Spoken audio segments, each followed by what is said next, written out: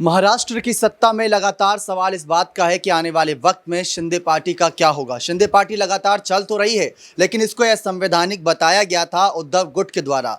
चुनाव आयोग के सामने 5 जजों के सामने लगातार दलीलें रखी गई, लेकिन उसका कोई निष्कर्ष निकलता नजर नहीं आया। हार मिली तो सिर्फ और सिर्फ उद्धव गुट को, क्योंकि यहाँ पर उद्धव गुट पूरी तरीके से दलीलों को अपने जो 5 जज थे उनके सामने खुलकर नहीं रख पाया। और जो शिंदे गुट के वकील थे उन्होंने तमाम जो बातें रखी वो चौंका देने वाली थी हर किसी के लिए, और यही चौंका देने वाली बातें कहीं ना कहीं शिंदे गुट के लिए बड़ी जीत के पैगाम लेकर आए।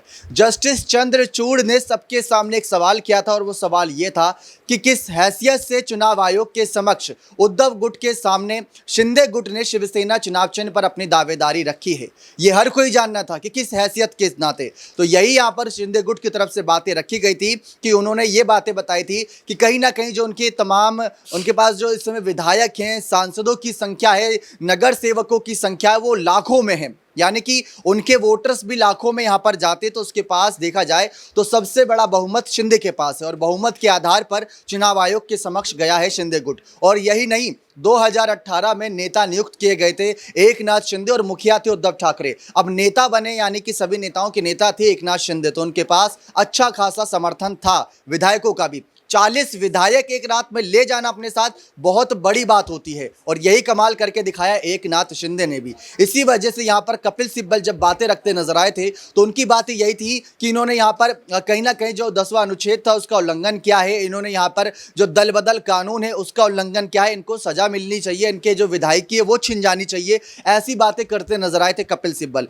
लेकिन 5 जजों ने 1 घंटे नहीं, 2 घंटे नहीं, बल्कि पूरे दिन की ये जो कह सकते हैं कार्यप्रणाली थी उसको आगे बढ़ाया, और उसके बाद जो निष्कर्ष निकला, शाम तक फैसला ऐसा लग रहा था कि उद्धव गुट के समर्थन में जाएगा, लेकिन शाम होते होते फैसला टल गया, और फैसला बदलते हुए ये फैसला गया शिंदे गुट के समक्ष। और यह फैसला था कि चुनाव आयोग अब फैसला करेगा कि क्या होता है शिवसेना के चुनाव चिन्ह का, और विधायकी का मामला अभी भी 5 जजों के सामने कहीं ना कहीं लंबित है। लेकिन चुनाव आयोग ने क्या फैसला किया, उन्होंने अभी जो चुनाव होना था उपचुनाव, उसको ध्यान में रखते हुए वहां पर शिवसेना का चुनाव चिन्ह फ्रीज कर दिया, 2 तलवार और ढाल दिया यहां पर शिंदे गुट को, और मशाल का चुनाव चिन्ह दिया उद्धव गुट को।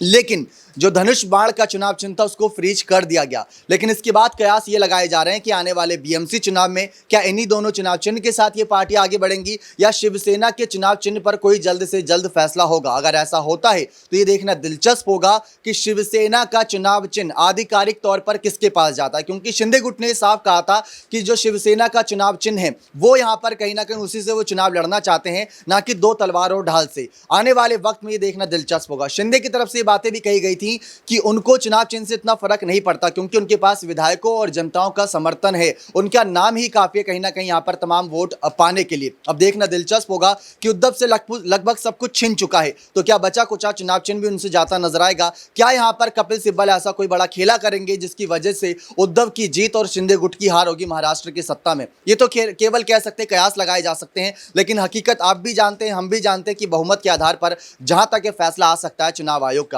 बने रहे चैनल के साथ ऐसी और तमाम जानकारियों के लिए बहुत बहुत धन्यवाद।